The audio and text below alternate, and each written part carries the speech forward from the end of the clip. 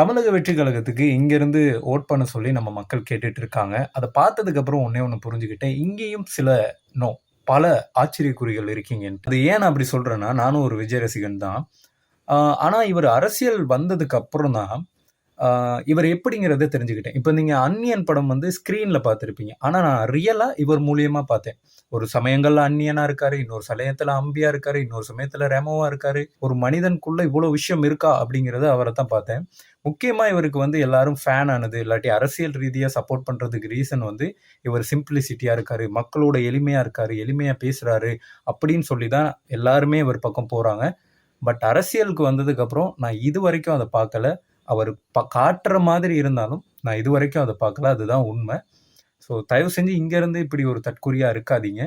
நம்ம நாட்டில் அரசியல் புரிதலோடு இருக்காங்க. நம்மளை எப்பயுமே அரசியல் புரிதல் இல்லாத ஒரு சமூகமாக தான் இதுவரைக்கும் பார்த்துட்டு இருக்காங்க. அதை தயவு செஞ்சு ப்ரூவ் பண்ணாதீங்க. ஒரு தெளிவோட ஒரு அரசியலை வந்து ஒரு தெளிவோடு பாருங்கள். அப்போ வந்து டிவிகேவுக்கு சப்போர்ட் பண்ணணுமா வேணாமா, அதை பற்றி பேசணுமா வேணாங்கிறத உங்களுக்கு புரியும். சரி, விஜய்க்கு அரசியல் ரீதியாக சப்போர்ட் பண்ணுறதுக்கு இன்னொரு ரொம்ப முக்கியமான விஷயம், அவர் அரசியல் சார்ந்து நடித்த படங்கள். உதாரணமாக சர்க்கார், கத்தி, தலைவா, இந்த 3 படத்துலையும் அவர் நடித்த விதம், அவர் பேசிய வசனங்கள், அவர் என்னென்ன கருத்துக்களை அந்த நேரம் முன்ன வச்சாரு அப்படிங்கிறதையும், அவர் உண்மையான அரசியலுக்கு வந்ததுக்கப்புறம் இந்த படத்தை கம்பேர் பண்ணி உண்மையாக அவர் எப்படி இருக்கிறாருன்னு பார்த்தீங்கனாலே உங்களுக்கான புரிதல் கண்டிப்பாக வரும்.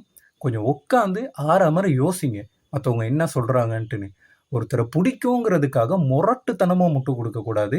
அப்படி முரட்டுத்தனமாக முட்டு கொடுத்தா மண்டை வீங்கி தான் போகும்.